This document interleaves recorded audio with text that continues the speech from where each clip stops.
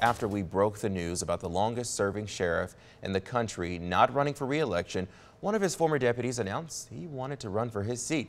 Some people learned about former deputy Slate Simmons for the first time in November when he announced his campaign for office.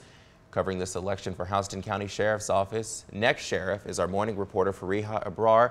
Fariha, earlier you told us a bit about Simmons' life and how he joined the sheriff's office. Now what does his past record say at the sheriff's office? Well, we requested and received Simmons' personnel file at the sheriff's office, which goes back to 2000. And it covers everything from awards and evaluations and his discipline records. I asked him about his record as a deputy, and here's what he has to say. Listen, it's exciting. You're in a sheriff's deputy's car, you're wearing a badge and a gun, you get to enforce the law, like everybody that works most everybody works in the jail. That used to be the goal. Slate Simmons joined the Houston County Sheriff's Office when he was 22. In 2000, I was a detention deputy. I think I was on patrol for about 3 years. I think I did 5 years once I went to the traffic division. And then from traffic, I was promoted to criminal investigations. I was promoted from corporal to sergeant in investigations. Records we requested show in 2013 he transferred to the Sheriff's Interstate Criminal Enforcement Team. And during my time on patrol is when I made SRT, and then I progressed from there. Simmons also earned some accolades, and he's most proud of his Canine Handler Awards that he won with his former dog, Cairo. In 2017, Simmons says he had to put Cairo down because his own life was in danger after Cairo bit his leg and wouldn't let go. I spent several weeks trying to recover from that. Simmons' personnel file also shows his disciplinary record. It says he was suspended twice, although Simmons says he never served the second one. Well, where does it say on paper that I was in fact suspended? Because that should be in there. In 2009, a deputy reported Simmons for aggressive driving and speeding at 89 miles per hour with his girlfriend in the passenger seat. The traffic deputy reported Simmons pulled over in what looked like an ambush, and if he'd not recognized Simmons' voice, he would have pulled his gun. The deputy said Simmons used extremely poor judgment in his driving, and even poorer judgment in stopping his vehicle in the manner and position that he did. That letter cites, quote, previous oral and written reprimands concerning Deputy Simmons' driving habits and overall attitude. The records say he was suspended for 3 days, but when I asked him, he said, "Do you remember being suspended at all for a few days and what you did during that time?"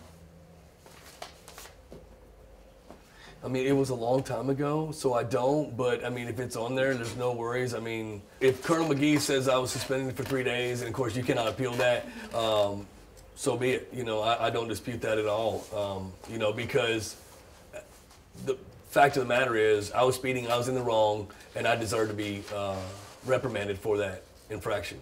Simmons' file also shows that his first suspension was in 2005 when he responded to a stalking victim at Bonnier Elementary. His boss wrote Simmons insisted on talking to the victim outside the school in front of parents and students. His reprimand says the victim was upset and needed to be addressed with compassion and understanding, not verbally assaulted and victimized again. His supervisor added, "I have talked to you in the past concerning the same type of incident and hope the problems were corrected. Apparently, there is still a problem." That was very political, to be transparent with you. There was no way I should have received any reprimand for that. And I told the commander of that, I don't mind taking one on the chin if it needs to be taken, but that right there, I didn't do anything wrong, and I stand on that. Simmons resigned in 2022, and he says he was unhappy with the pay and conditions, so he went into business with a heating and air company.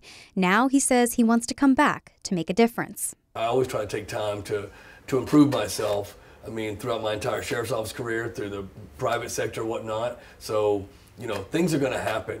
And sometimes you just have to be man enough to say, hey, I made a mistake and I'm sorry. And I'll do everything I can to prevent it from happening in the future.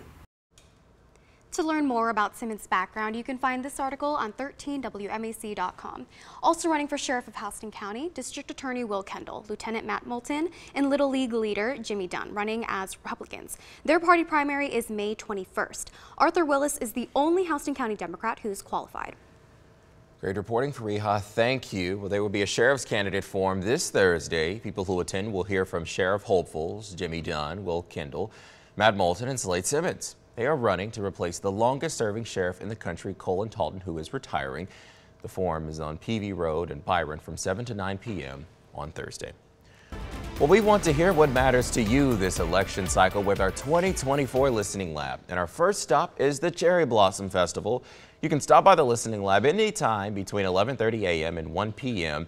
today at 3rd Street Park between Cherry and Mulberry. Meet some of our on-air personalities, take a quick survey, and most importantly, tell us what issues you are most concerned about ahead of local elections in May.